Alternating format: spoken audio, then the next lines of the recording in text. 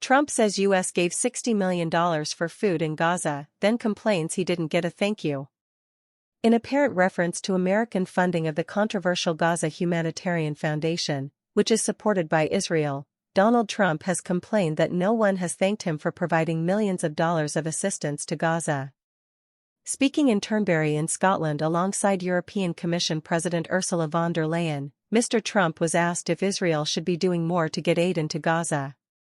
Mr. Trump claimed that, 2 weeks ago, the U.S. gave $60 million, £45 million, worth of food to the Palestinians in Gaza, adding that he deserved to be thanked for this. He stated, we gave $60 million for food 2 weeks ago and nobody even acknowledged it. And you really want at least someone to say thank you. No other nation contributed anything. When no one talks about it, you feel a little bad about yourself.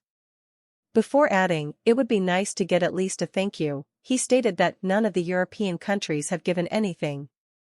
Although Mr. Trump did not specify who or where these funds have been sent, The Guardian revealed last month that the U.S. had authorized a $30 million grant to the controversial GHF. The Israeli military on Sunday began a limited pause in fighting in 3 populated areas of Gaza for 10 hours a day, part of measures including airdrops as concerns grow over surging hunger and as Israel faces international criticism over its conduct in the 21-month war. The military claimed that the tactical pause in 3 large populations, Gaza City, Deir al-Balah, and Mawasi, would increase the flow of humanitarian aid into the territory. The pause runs from 10 a.m. to 8 p.m. daily until further notice. As Israel yields to pressure to stop the GHF from being the sole food supplier, aid has already been dropped into the Gaza Strip by Jordan and the United Arab Emirates. Israel and the GHF have been accused of using aid as a weapon by other aid organizations. Trump didn't say if he thought it was pointless to try to restart ceasefire talks between Israel and Hamas. Sir Keir Starmer will try to get him to say that during their Monday meeting. He was informed that the Prime Minister of the United Kingdom would inquire about negotiations between the 2 nations. The U.S. President responded, "We're meeting about a lot of things," when asked if he meant to imply that there was no point in restarting negotiations.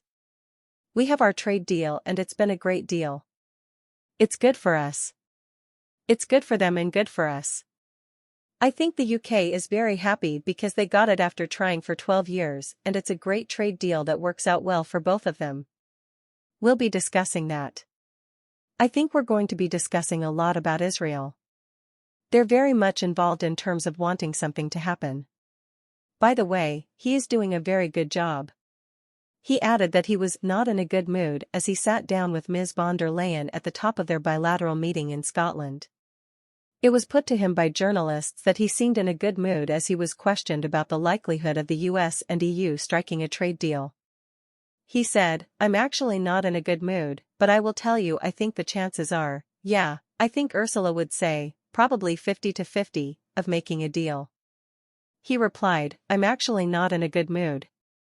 I'd like to make a deal because I think it would benefit both parties, but I'd say 50-50-ish." Before speaking with the President of the European Commission, he stated that there were 3 or 4 sticking points that I'd rather not get into, too. Asked why he was in a bad mood and whether it was related to his day playing golf, Mr. Trump said, "No, the golf was beautiful. Golf is never a bad sport. But no, I think I'm looking forward to this meeting. We've had a difficult trade relationship with Europe, and I'd like to see it resolved. But if it isn't,